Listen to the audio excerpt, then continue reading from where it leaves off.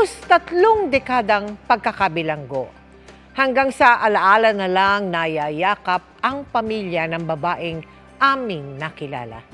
At sa kanyang paglaya, isinakatuparan ng GMA Kapuso Foundation ang matagal na niyang pangarap, ang muling makapiling at mayakap ang kanyang mga mahal sa buhay.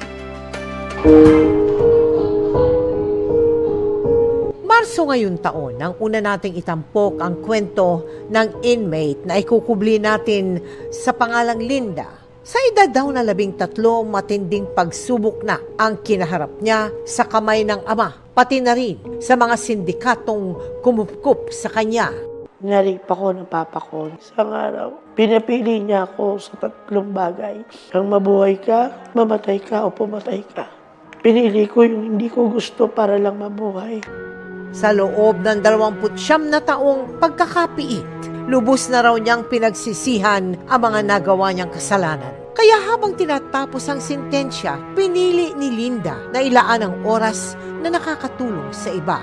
Sa pamamagitan ng pagsayaw, pagtuturo sa mga senior citizen sa loob, yung pag-aasist sa akin. At nito lamang Agosto, ibinaba na ang hatol sa kanyang kaso at nabigyan na siya ng Certificate of Discharge. Ibig sabihin, pwede na siyang makalaya. Gusto ko pumuwi.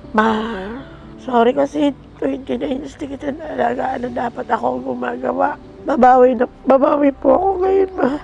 Kaya mula sa Correctional Institution for Women sa Mandaluyong City, hinatid siya ng GMA Kapuso Foundation sa kanilang probinsya.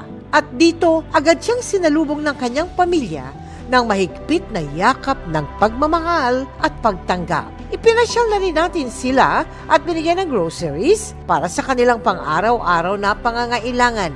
Labis na katuwaan dahil hindi ko akalain na darating pa itong ganitong pagkakataon. Gusto ko po makahanap ng maayos sa trabaho para po makapag-umpisa at matulungan ko naman po yung pamilya ko. Sa ikalawang pagkakataon na ibinigay kay Linda, naway baunin niya ang mga aral ng nakaraan tungo sa mas maliwanag na kinabukasan. Sa mga nais makiisa sa aming mga project, maaari po kayo magdeposito sa aming mga bank account o magpadala sa Cebuana Lubelier. Pwede ring online via GCash, Shopee, Lazada at Globe Rewards.